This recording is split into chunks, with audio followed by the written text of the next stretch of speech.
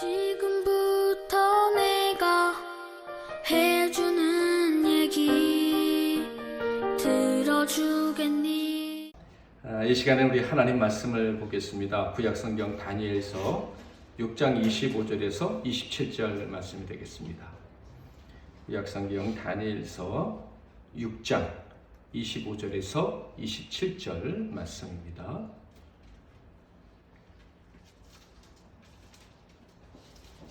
제가 봉독해 드리겠습니다. 영상을 참조하실 분들은 참조하십시오. 이에 다리오 왕이 온 땅에 있는 모든 백성과 나라들과 언어가 다른 모든 사람들에게 조서를 내려 이르되 원하건대 너희에게 큰 평강이 있을지어다. 내가 이제 조서를 내리노라.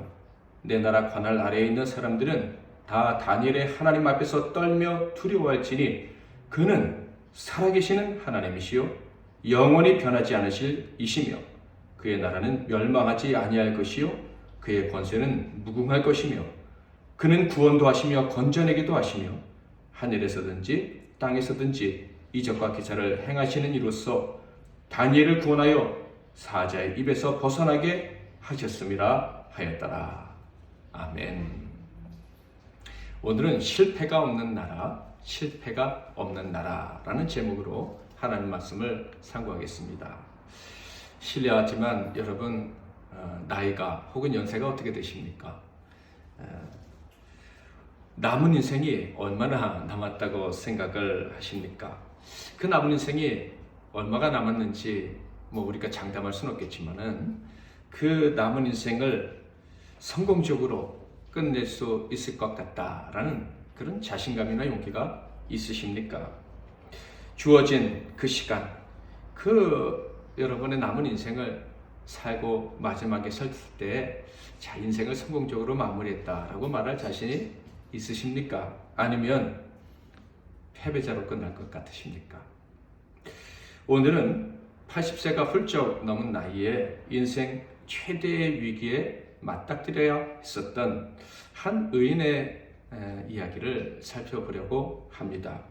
이를 통해서 진정한 인생의 성공과 실패에 대한 하나님의 뜻이 어떤 것인지를 살펴보고 깨닫기를 원하는 것입니다. 이 80세가 넘은 노인은 여러분이 예상하고 계시는 대로 다니엘입니다. 그는 바벨론을 멸망시킨 메데파사, 페르시아 제국이라고 해도 틀리지는 않습니다. 메데파사의 초대 국무총리였습니다.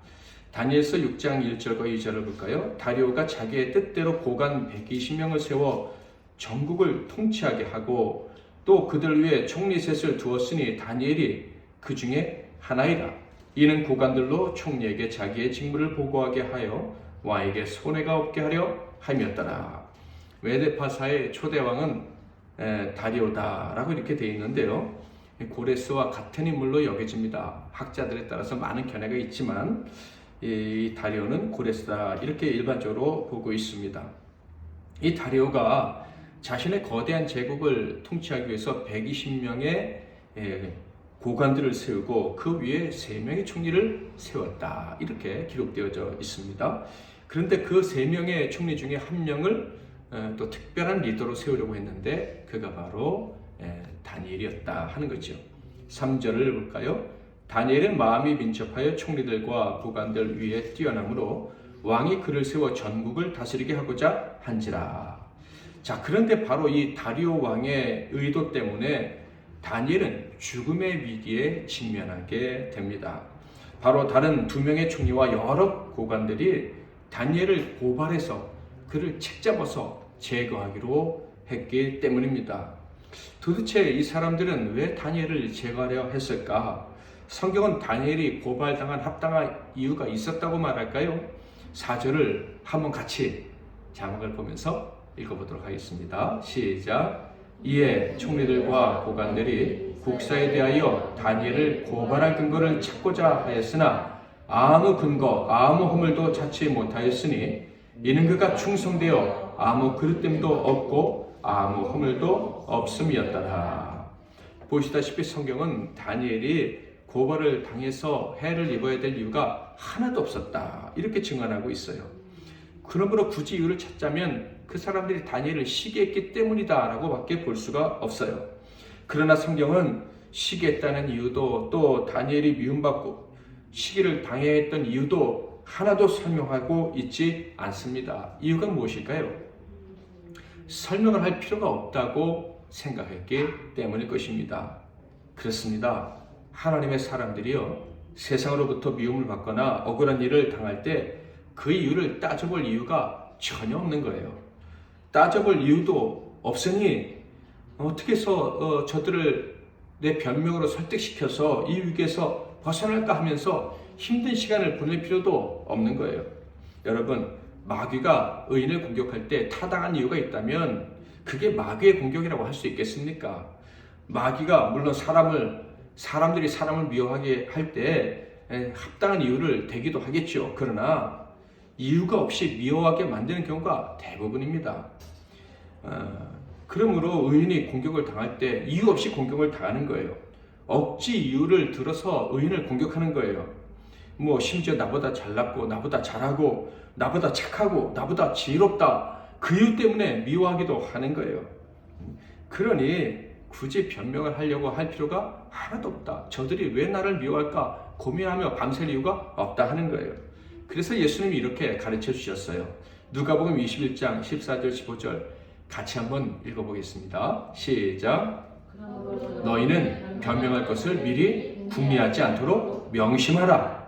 내가 너희의 모든 대적이 능히 대항하거나 변박할 수 없는 구변과 지혜를 너희에게 주리라. 미리 변명을 준비해봤자 마음만 상할 뿐이에요. 이유 없이 미워하는 그 이상하고도 사악한 행동들에 대해서 의의 사람, 하나님의 나라 방식으로 생각하는 사람들이 이유를 발견하려면 얼마나 힘들겠습니까? 본질적으로는 이해가 안 되는 거예요. 다른 세계에서 벌어지는 일인데 그것을 어찌 알겠습니까? 한국에서 벌어지는 일을 미국 사람이 이해하려고 그러면 그게 되겠습니까? 쉽지가 않은 거예요. 그러니 예수님 말씀하시는 거예요. 너희들을 미워하는 그 이유에 대해서 차라리 생각하지 말아라. 그리고 변명할 수 있는 기회가 온다면 내가 도와줄 것이다. 성령님이 도와줄 것이니까 미리 싸우려고 하지 말고 미리 고민하지 말아라. 예수님의 말씀은 너희의 싸움은 바로 영적 싸움이라는 거예요. 마귀가 뒤에서 조종하고 있는 싸움이니까 너희가 싸우려고 그렇게 고민하고 힘쓰고 에너지를 낭비하지 말아라 하는 거예요. 5절을 볼까요? 그들이 이르되 이 다니엘은 그 하나님의 율법에서 근거를 찾지 못하면 그를 고발할 수 없으리라 하고. 자, 이 말씀을 보면 그들이 다니엘을 미워했던 이유, 다니엘을 고발하려고 했던 것, 신앙의 문제와 상관이 없었다. 처음에는 신앙 문제와 상관이 없었다는 거예요. 그런데 다니엘을 미워해서 약점을 찾다 보니까, 고발할 근거를 찾다 보니까 바로 신앙 문제가 딱 나왔다 하는 거예요. 무슨 말씀입니까? 이것을 통해서 참 신앙인에 대한 세상의 공격은 그 뒤에 마귀가 있다 하는 것을 알 수가 있는 거예요. 그러므로 변명을 할 때 인간의 힘으로는 안 되고 하나님이 도와주셔야 된다. 저는 이 말씀이 참으로 우리의 마음을 가볍게 해주는 말씀이다 라고 생각을 합니다. 예수님이 미리 변명할 거 준비하지 말아라 하신 이 말씀 때문에 우리가 참 편하게 잠을 잘 수 있겠구나 하는 생각이 들어요. 미리 고민할 필요가 없다라고 하시는 말씀을 들었으니까 고민하지 말고 자면 되는 거예요. 어차피 이 싸움은 주님이 싸워주시는 싸움이니까. 그리고 정말 싸워야 된다면 잠 잘 자고 와서 주님이 싸워주시는 거 보면 되는 거예요. 얼마나 감사합니까? 이런 싸움을 할 자들에게 주님이 주신 약속의 말씀, 누가복음 21장 11절부터 19절 말씀을 들어보시게요. 또 너희가 내 이름으로 말미암아 모든 사람에게 미움을 받을 것이나 너희 머리털 하나도 상하지 아니하리라. 너희의 인내로서 너희 영혼을 얻으리라. 아멘. 다니엘은 이렇게 마귀의 역사로 말미암아 이유 없는 미움을 받고 죽음의 위기에 처하게 됩니다. 구체적으로 어떤 위험이었습니까? 7절에 보면 나라의 모든 총리와 지사와 총독과 법관과 간원이 다 모여서 의논해서 다니엘을 사자굴에 넣을 계획을 세웠다. 이렇게 돼 있어요. 30일 동안 왕 외에 다른 어떤 신이나 사람에게도 전하면 사자굴에 던져 넣읍시다 라고 왕에게 제안을 한 거예요. 이것은요, 다리오 왕이 참으로 매력을 느낄 만한 제안이었습니다. 왜 그렇습니까? 당시가 어떤 때라고 했습니까? 바벨론 제국에서 페르시아 제국으로 넘어가는 때다 그랬어요. 그러니까 사회가 어수선할 수밖에 없어요. 여기저기 반란이 일어날 수도 있고, 도대체 우리가 바벨론 제국 사람이야 아니면 페르시아 제국 사람이야 하면서 정체성에 혼란이 올 수도 있는 거예요. 자, 그런데 30일 동안 왕에게만 경배하게 한다? 30일 동안 새로운 왕의 힘을 느끼면서 그 왕을 경배하면서 시간을 보낸다. 거기에다 여러 가지 아주 강력하고 백성들을 세뇌할 수 있는 행사들까지 곁들인다면, 뭐 또 음식까지 제공을 한다면, 그러면 이 바벨론 왕의 제국, 바벨론 제국에 있던 사람들까지도 이 페르시아 제국에 충성된 사람으로 바뀌게 되는 거예요. 이집트에서는요, 왕이 신으로 간주되었습니다. 그러나 페르시아나 바벨론에서는 그런 문화가 없었어요. 그런데 이 30일 동안 그런 일을 하면 왕이 신처럼 여겨질 수가 있는 거예요. 참으로 매력적인 제안이죠. 왕권을 강화시킬 수 있는 아주 좋은 제안입니다. 탁월한 구약학자인 골든 게이라는 사람이 이렇게 얘기했어요. 30일 동안의 이 행사는 왕이 신의 중재자라는 생각을 갖게 할 것이다. 그러니까 왕권이 아주 강화될 수 있는 아주 좋은 계획이었다. 그래서 왕이 너무 좋게 여기면서 도장을 딱 찍어서 금령을 내려버립니다. 30일 동안 나 위에 다른 신에게 절하지 마라. 이것은 절대로 변할 수 없는 명령이다. 이렇게 한 거예요. 다니엘이 이 흠이 없다는 것을 알고 다니엘을 제거하려는 사람들이 이 법을 만든 이유는 다니엘에게 한 가지 약점이 있었는데, 그는 변함없이 하나님께 예배하고 기도한다라는 거예요. 다니엘은 이것을 자기가 믿는 신앙의 사람이라면 절대로 깨어서는 안 되는, 소위 율법을 지켜야 되는 그런 신자들에게는 절대 바뀔 수 없는 것이다 라는 것을 그들이 눈치를 챈 거예요. 자, 그렇다면 이 계략에 다니엘이 말려 들어갔을까요? 당연히 이 악한 자들의 계략은 다니엘을 향한 것이었습니다. 다니엘이 그것을 모를 리가 없었겠죠. 그들의 계략이 성공한다면 다니엘 자신의 인생은 비참하게 끝날 것입니다. 그것을 다니엘은 알고 있었어요. 그럼에도 불구하고 이 계략에 말려들까? 여러분, 다니엘이 어떻게 살아왔는지 다니엘서를 읽어보신 분은 다 알 거예요.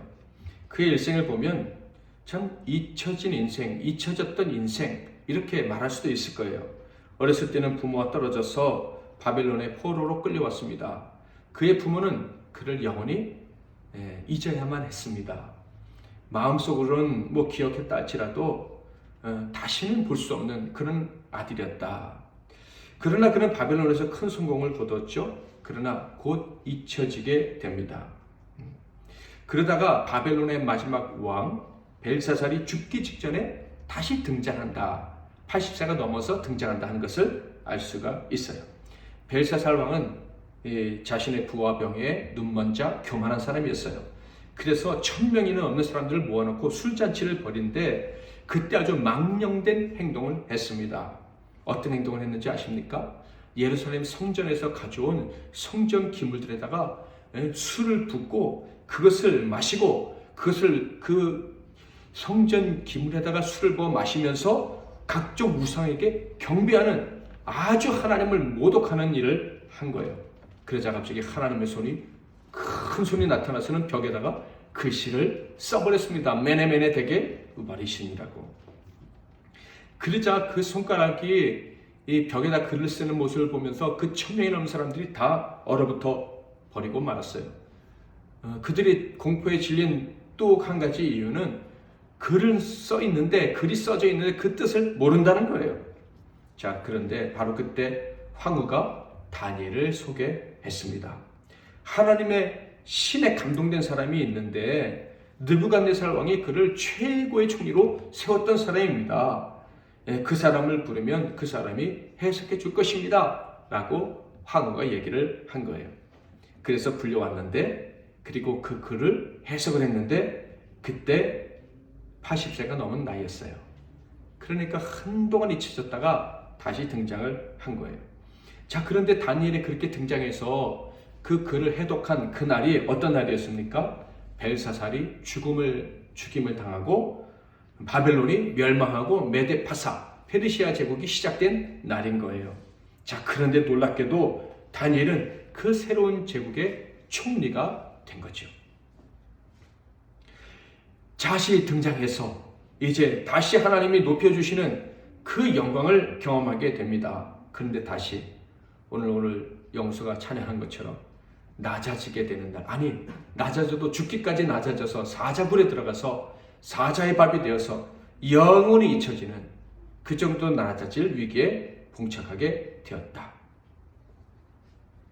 이렇게 인생이 허무하게 끝나게 될 위기에 처했을 때, 죽기까지 낮아져야 했을 때, 사자굴에 들어가야 했을 때 다니엘은 어떻게 행동했나요? 우리 10절 말씀, 이 말씀은 다 같이 한번 읽어보겠습니다. 시작. 이 조서에 왕의 도장이 찍힌 것을 알고도 자기 집에 돌아가서는 윗방에 올라가 예루살렘으로 향한 창문을 열고 전에 하던 대로 하루 3번씩 무릎을 꿇고 기도하며 그의 하나님께 감사하였더라. 참으로 놀라운 말씀입니다. 그는 모든 상황을 다 알고 있었어요. 그런데 전에 하던 대로 하나님께 기도했다. 주저하지 않고 스스로 계략에 걸려든 거예요. 그것도 그냥 좀 줄여서 한 번만 한 게 아니라 3번 했는데 그때마다 무릎을 꿇고 기도했다. 여러분, 이 모습에서 무엇이 느껴집니까? 저는요, 이 무모해 보이는 일이 다니엘에게는 조금도 힘든 일이 아니었구나 하는 생각이 들었어요. 이야, 다니엘이 하나님께 나아가는데 그 어떤 것도 방해할 수가 없고 그 어떤 것도 조금의 고민거리도 주지 않는구나 하는 것을 확인할 수 있었습니다. 게다가 조금도 억울해하지 않았구나.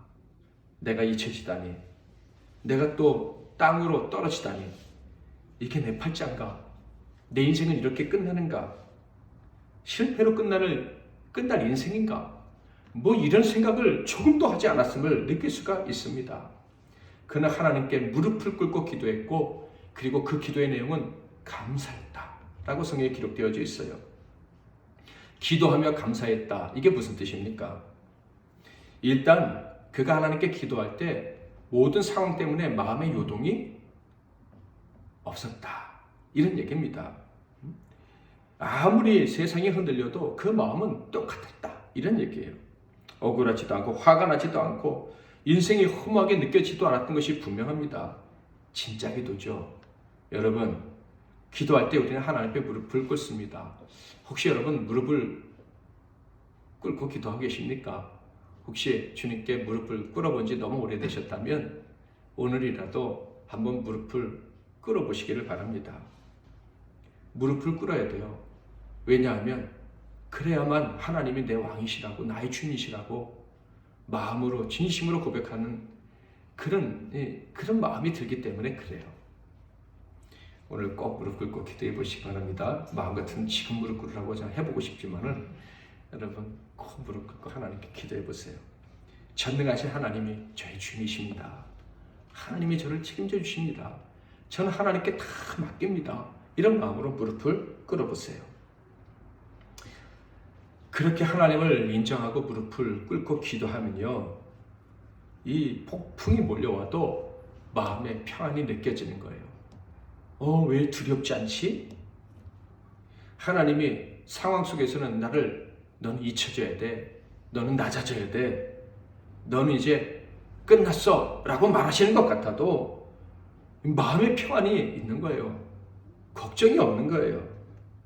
그리고 내가 하나님 아버지께 기도하고 있지, 그 사실이 그냥 감사한 거예요. 왜 이렇게 상황이 힘든데 마음은 평안한가? 왜 세상은 이렇게 요란한데 내 마음엔 평강이 있는가? 그래, 내가 아버지께 기도하기 때문이지, 내가 전능하신 하나님의 손에 붙들려 있기 때문이지, 나는 사실 때문에 감격하면서 감사의 마음이 생기는 거예요. 이게 다니엘의 기도였던 것입니다. 그는 늘 그렇게 기도했어요. 하나님의 임재를 느끼면서.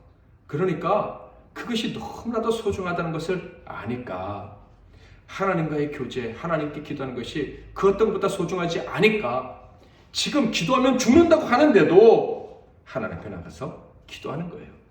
참으로 기도에 가지 않은 사람, 하나님을 신뢰하며 기도했던 사람이라는 것을 알 수가 있습니다. 게다가 그의 기도의 내용은요, 자기 자신을 위한 게 아니었어요. 하루에 3번씩 예루살렘 성전을 향해서 창문을 열고 기도했다, 이렇게 되어 있는데, 이것은 열왕기상 8장에 보면 솔로몬이 가르쳐준 기도예요.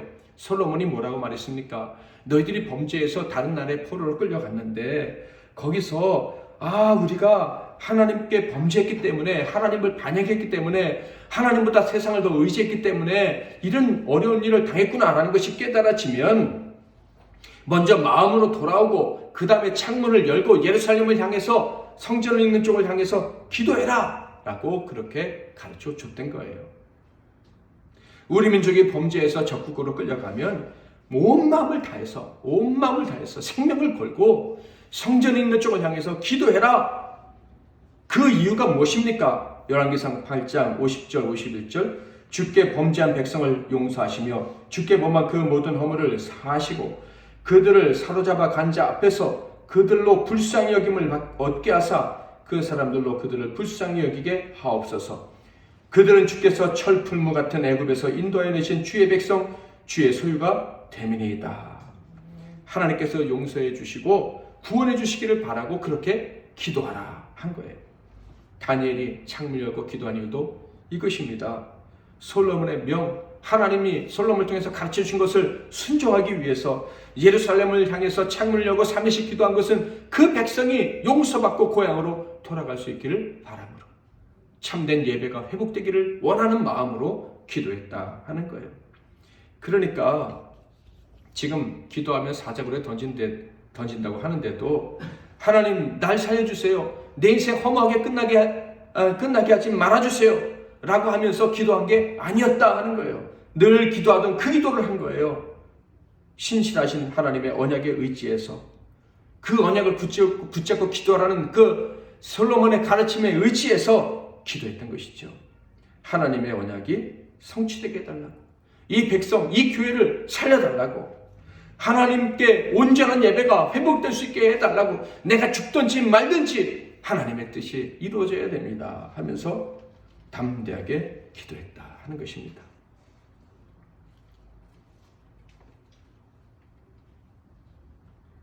여러분은 언제나 하나님 앞에 나가서 무릎을 꿇고 기도하십니까? 혹시 자신만을 위해서 기도하십니까? 아니면 하나님의 나라와 그 백성을 위해서 기도하십니까? 예수님의 말씀을 저와 여러분이 기억하고 순종하며 살려고 하는 사람이라면 반드시 그 나라와 그 일을 위해서 기도해야 되는 거예요. 마태복음 6장 30절부터 주님은 분명히 가르쳐 주셨습니다. 야, 내일 아궁이에 던져지는 들품도 하나님이 지켜주시잖아. 그런데 너희를 지켜주지 않으실까? 왜 걱정해? 무엇을 먹을까? 무엇을 입을까? 무엇을 마실까? 왜 세상 걱정하니? 그거는 이방인들이 하는 거야. 하나님을 왕으로 섬기지 않는, 하나님의 나라에 속하지 않는 사람들이 그렇게 하는 거야. 너희들은 그렇게 하면 안 돼. 33절 34절 같이 읽겠습니다. 어떻게 기도해야 되는지. 시작. 그런즉 너희는 먼저 그의 나라와 그의 의를 구하라. 그리하면 이 모든 것을 너희에게 더하시리라. 그러므로 내일 일을 위하여 염려하지 말라. 내일 일은 내일이 염려할 것이요 한날의 괴로움은 그날로 족하니라. 사랑하는 성도 여러분, 왜 염려하고 두려워 계십니까? 하나님 앞에 나아가 무릎 꿇는 대신에 두려워 떤다면, 하나님께 무릎 꿇고 기도하는데 그것도 죽을까봐 벌벌 떨면서 기도하는 게 여러분의 기도의 전부라면 도대체 그 이유가 무엇입니까? 무엇을 두려워하는 것입니까? 하나님을 믿고 있지 않은 하나님의 자녀인 여러분의 인생이 허무하게 끝날까봐 두려워하시는 겁니까? 내 인생의 실패자로 끝날까봐 두려워하시는 것입니까? 그렇게 두려워한다면 도대체 그 근거가 성경에 있습니까? 성경이 없는데도 두려워한다면 기도하고 하나님을 섬긴다고 하지만 실제로는 하나님 대신에 세상을 의지하기 때문은 아닙니까? 성경을 보세요. 도대체 세상에서 의지하고 믿을 거에 뭐가 있습니까? 120명의 방백들과 다른 2명의 총리들, 법관들, 모든 사람들이 다 합심해서 다니엘을 대적합니다. 그런데 다니엘 앞에서는 그렇게 안 했을 거예요. 그들 대부분은 다니엘 앞에서 함부로 행동하지 않았을 것입니다. 다니엘에게 오히려 잘 보이려고 했겠죠. 그러나 뒤에서는 그들이 다니엘을 헤아려 합니다. 그들도 평소에는 자기들끼리 싸우고 반목하고 다퉜을 거예요. 그런데 다니엘을 잡아 죽이지 않는 데는 다 한마음이 됐습니다. 이 사람들을 도대체 어떻게 믿습니까? 그 사람들이 나를 지켜줄 거라는 확신을 어떻게 할 수 있습니까? 그렇다면 다니엘을 총애했던 다리오 왕은 믿을만 합니까? 다리오 왕은 정말로 다니엘을 신뢰하고 존경하고 사랑했던 것 같아요.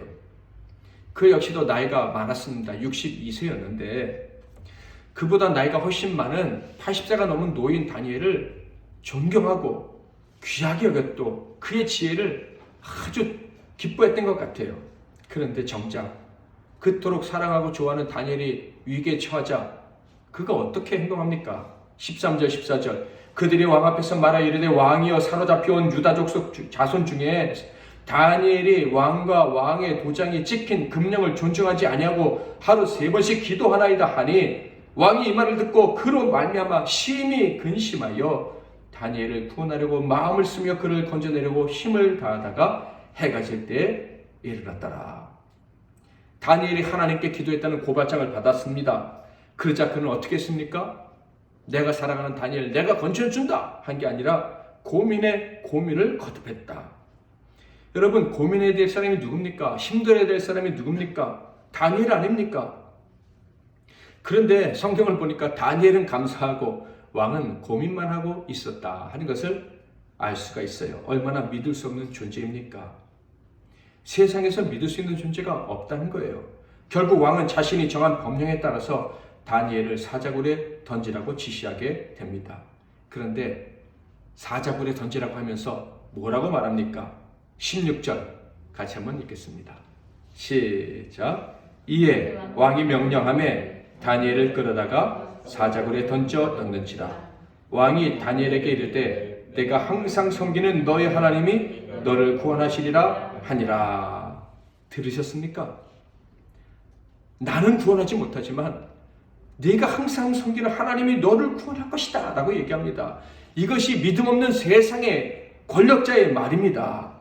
여러분 이런데도 세상 왕을, 세상 정치가를, 세상의 부와 세상의 힘과 자식들과 세상의 건강 이런 것들을 의지하고 사시겠습니까?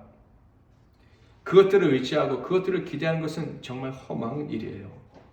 여러분 지난번에 우리가 이사야서를 계속 묵상하면서 하나님만 의지하라는 것을 하나님이 이사야를 통해 얼마나 강력히 강조했다는 거 확인하지 않으셨습니까? 세상을 의지하는 것은 헛된 일이라는 거 얼마나 하나님이 강조하셨습니까? 그런데도 세상 의지하고 세상 바라고 세상 붙들고 사시겠습니까? 세상 왕도 알고 있어요. 진정한 구원자는 하나님밖에 없다는 것을. 그런데 어떻게 우리가 세상을 의지하고 세상 때문에 염려하고 걱정하겠습니까? 결국 다니엘은 사자굴에 던져집니다. 그런데 성경은요, 다니엘이 사자굴에 던져졌을 때 고통하는 사람은 다니엘이 아니라는 것을 아주 강조하고 있어요. 다니엘이 사자굴에 던져질 것이라고 결정됐을 때도 마찬가지고 사자굴에 던져질 때도 고민하고 아파하고 힘들어하는 사람은 다른 사람이에요. 다니엘이 아니에요. 18절 19절 제가 읽어볼까요? 왕이 궁에 돌아가서는 밤이 새도록 금식하고 그 앞에 오락을 그치고 잠자기를 마다하니라. 이튿날에 왕이 새벽에 일어나 급히 사자굴로 가서. 다니엘이 공포에 시렸다는 말은 어디에도 찾아볼 수가 없어요. 다니엘이 당한 어려움에 대한 이야기는요, 성경에 한마디도 없어요. 대신 다니엘이 사자굴에 들어간 후 안절부절 못하는 사람의 이야기만 기록하고 있어요. 그는 밤새 한 잠도 못 자고 그냥 오락가락하고 아무 일도 못하다가 새벽에 사자굴에 왔다. 그게 누굽니까? 세상의 권력자 왕 다리오입니다. 세상에 의지할 대상이 아니라는 거, 세상은 두려워할 존재가 아니라는 것을 지금 하나님이 강조하고 계신 거예요. 그리고 그가 새벽에 와서는 소리칩니다. 절망적으로. 20절 한번 같이 읽어볼까요? 시작. 다니엘이 든 굴에 가까이 이르러서 슬피 소리질러 다니엘에게 묻되, 살아계신 하나님의 종 다니엘아, 내가 항상 챙기는 내 하나님이 사자들에게서 능히 너를 구원하셨느냐 하니라. 저는 이 말씀을 보면 웃음이 나왔어요. 예? 사람들이 보면 미친 사람일 거다, 왕이 미치지 않았나 이렇게 생각하지 않았겠습니까? 굶주린 사자굴에 다니엘이 던져졌는데 어떻게 살았다고 생각을 하고 저런 얘기를 할까? 그런데 바로 그때 놀라운 소리가 사자굴에서 들려옵니다. 다니엘이 왕에게 아뢰되, 왕이여 원하건대 왕은 만수무강 하옵소서. 나의 하나님이 이미 그의 천사를 보내어 사자들의 입을 봉하셨으므로 사자들이 나를 상해하지 못하였사오니 이는 나의 무지함이 그 앞에 명백함이오며 또 왕이여 나는 왕에게도 해를 끼치지 아니하였나이다 하니라. 먼저는 왕에게 인사하고, 두 번째로는 하나님을 찬양하고, 셋째로는 하나님께 경배하는 것은 왕에게 해가 되지 않습니다 라고 이야기를 합니다. 어떻게 보면 죽음에서 사자굴에서 살아남은 사람의 말이라고 보기에는 너무나도 단순 명료합니다. 어떻게 이렇게 간단하게 말할 수 있었을까? 보통 사람이 이렇게 말할 수 있었을까? 저 같았으면 아주 흥분해 있었을 것 같다는 생각이 듭니다. 사자들이 건드리지 못하니까 그냥 식은땀이 났다가 그게 식으면서 막 기쁘고 흥분한 그런 감정이 들지 않았을까? 봐라, 하나님이 내 편이시다. 나를 사자굴에 던지려 했던 너희들 다 죽었다. 왕이여 보셨습니까? 이래도 나를 의심하시겠습니까? 사자굴에 밤새 내가 있었는데 그동안 어떤 일이 있었는지 제가 다 말씀드리겠습니다. 이렇게 장황하게 말할 수도 있을 것 같은데, 다니엘의 말을 가만보면 감정이라든지 그리고 복수하려는 의도, 이런 것들이 하나도 느껴지지 않아요. 자기를 높이려는 마음이 하나도 없다. 그저 담담하게 최소한의 말로 그냥 낮은 자리 그곳에서 자기의 상황과 그리고 자기의 중심을 왕에게 아뢰 뿐이었습니다. 어떻게 이렇게 행동할 수 있었을까? 그것은 애초부터 다니엘의 관심은 자기 자신이 아니었기 때문에 가능한 일이 아니었을까라는 생각을 해봅니다. 그는 자신의 안전이나 성공이 최고 관심이 아니었던 거예요. 다니엘의 관심은 그가 기도할 때 보여줬던 그것입니다. 하나님의 나라. 하나님이 통치하심으로 그 백성이 평강을 누리는 그 나라. 그래서 매일 기도한 것 아니겠습니까? 그의 관심은 자신의 안전이나 자신이 받는 평가, 대우가 아니고 하나님과 하나님이 통치하시는 나라와 그 백성들이에요. 하나님과 하나님의 나라 백성들을 섬기는 것, 이것이 다니엘의 평생의 소망인 거예요. 평생의 목표였던 거예요. 그러니까 자기 자신의 성공이나 실패보다 평생 하나님과 사람 앞에 신실한 자로 살아가는 것, 이게 가장 중요했다는 말씀이죠. 사랑하는 성도 여러분, 우리의 성공과 실패는 그렇게 중요한 게 아니에요. 하나님과 사람 앞에서 내가 신실한가, 하나님의 영광을 위하고 다른 사람의 유익을 위해 사는가 아닌가, 이게 가장 중요한 것입니다. 우리는 나눔교회 성도들은 이것을 영원토록 잊지 않으시기를 주님의 이름으로 축원합니다. 그것 때문에 하나님이 우리 교회를 세워주셨는데 우리가 그것을 잊어버린다면 우리는 험한 시간을 보내고 있는 거예요. 여러분, 그런데 바로 그런 태도, 하나님의 나라만을 위하는 태도, 그 태도는요, 세상을 이기고 적을 이기고 마귀를 이기는 길입니다. 왕의 조치를 볼까요? 왕이 말하여 다니엘을 참수한 사람들을 끌어오게 하고 그들의 처자들과 함께 사자굴에 던져넣게 하였더니 그들이 굴바닥에 닿기도 전에 사자들이 곧 그들을 움켜서 그 뼈까지도 부서뜨렸더라. 다니엘이 들어갔던 사자굴에 다니엘의 대적들이 다 들어가게 됩니다. 원수들의 모든 계획은 완전히 실패합니다. 처자까지 다 들어갔으니 원한을 품고 다니엘을 후회라도 공격할 사람이 다 사라져버린 거예요. 도대체 다니엘은 어떻게 이런 승리를 경험할 수 있었을까? 이 질문에 대한 정답을 다른 사람이 아니라 바로 다리오 왕이 주고 있어요. 그가 전국에 조서를 내렸는데 그 조서에 답이 있어요. 26절, 27절 우리 천천히 같이 한번 읽어보겠습니다. 시작. 내가 이제 조서를 내리노라. 내 나라 관할 아래에 있는 사람들은 다 다니엘의 하나님 앞에서 떨며 두려워할지니 그는 살아계시는 하나님이요 영원히 변하지 않으실 이시며 그의 나라는 멸망하지 아니할 것이요 그의 권세는 무궁할 것이며 그는 구원도 하시며 건져내기도 하시며 하늘에서든지 땅에서든지 이적과 기사를 행하시는 이로써 다니엘을 구원하여 사자 입에서 벗어나게 하셨음이라 하였더라. 아멘. 그는 알고 있었던 거예요. 다니엘이 억울한 누명과 사망의 굴에서 벗어난 이유를 말이죠. 왜요? 하나님의 나라는 멸망하지 않기 때문에. 하나님의 나라는 실패하지 않기 때문에. 그러므로 그 나라 백성이 실패하거나 망하거나 패배하는 일은 절대로 없다는 것을 이 이방의 왕 다리오가 알았다 하는 거예요. 놀랍지 않습니까? 그런데 이 다리오의 말은 진리입니다. 성령께서 감동하셔서 그 입을 통해 말씀해 주신 거예요. 그래서 그 말은 그 이후에도 다니엘의 삶 가운데 그대로 성취가 되었죠. 28절 이 다니엘이 다리오 왕의 시대와 바사 사람 고레스 왕의 시대에 형통하였더라. 사랑하는 성도 여러분, 만약에 어떤 사람이 가정생활에 성공했다면 어떤 경우에 성공했다고 할 수 있겠습니까? 바로 가족 상호 간에 변치 않는 사랑과 신뢰가 있을 때 성공했다고 할 수 있을 거예요. 친구 관계에 실패가 없는 사람이다. 그렇다면 그 사람 역시 친구 사이에 변치 않는 신뢰가 계속 이어질 때 이 사람은 친구 관계에 성공했다라고 말할 수 있을 거예요. 그렇다면 하나님 나라에서 성공한 사람은 누구일까요? 바로 하나님과의 관계 속에서 신뢰관계가 깨지지 않은 사람이라고 할 수가 있겠죠. 그런데 여러분 아시다시피 하나님과 사람과의 신뢰관계는 하나님이 책임져 주시는 거예요. 그게 하나님 나라의 원리입니다.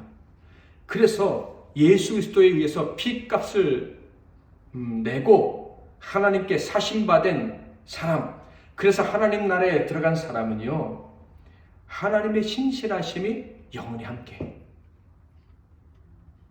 그러니까 여러분과 하나님과의 사이의 신뢰관계는 깨질 수가 없음을 믿으시기를 바랍니다.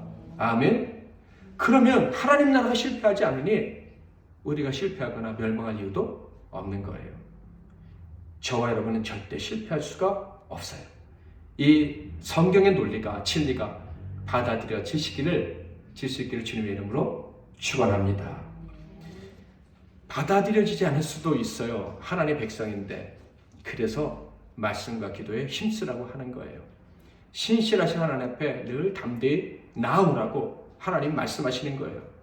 하나님께 예배하고 기도하는 삶, 이 교제하는 삶이 끊임없이 이어져야 되는 거예요. 그래야 신실하신 하나님을 내가 믿을 수가 있어요. 그래서 그 신실하신 하나님을 믿지 못하면 패배자의 감정을 가질 수가 있어요. 패배는 하지 않지만 실패자의 감정을 가질 수가 있어요. 실패는 하진 않지만. 그러나 하나님과의 관계가 좋으면 그래 절대로 나는 실패하지 않는구나. 패배자가 될 수 없구나. 내 인생이 1년이 남았든지 100년이 남았든지 이 인생은 멋지게 끝나게 되겠구나 하는 확신을 가질 수가 있는 거예요. 항상 이기고 항상 성공하고 복되게 살 수가 있어요. 옆에 계신 분들 한번 보세요.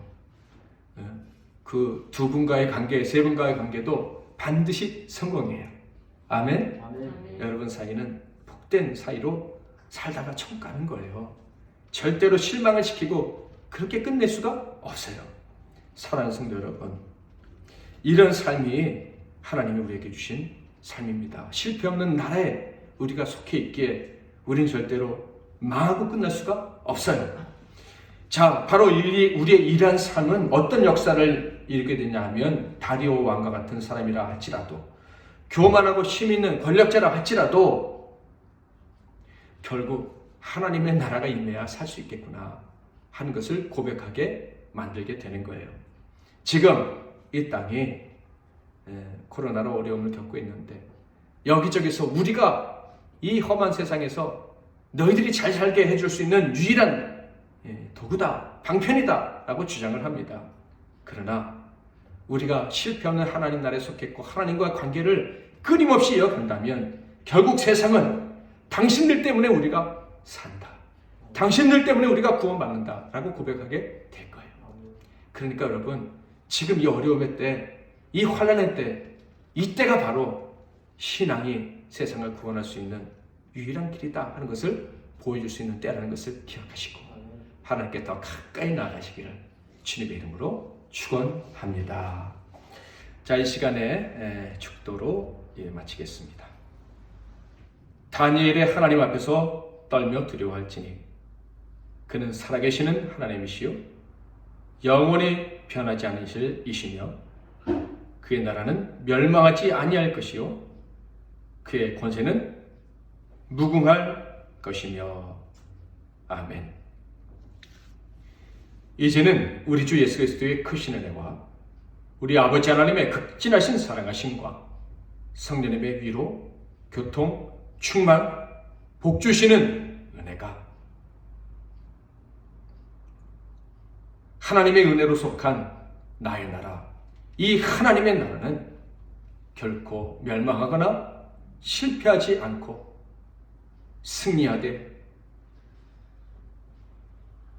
세상에 죽어가는 많은 사람들과 절망하는 사람들까지 승리하게 하시는 그 복된 나라임을 믿고 담대하게 당당하게 살아가기로 작정한 이 시간에 주님 앞에 머리 숙인 모든 종들 한 분 한 분 위에와 그들의 가정과 산업과 건강 위에, 사명 위에, 이 나라와 이 민족과 세계 열방과 피로 값주고 다시 이 땅의 모든 교회들과 MBC 나눔교회 위에 이제로부터 영원토록 함께 하실지어다.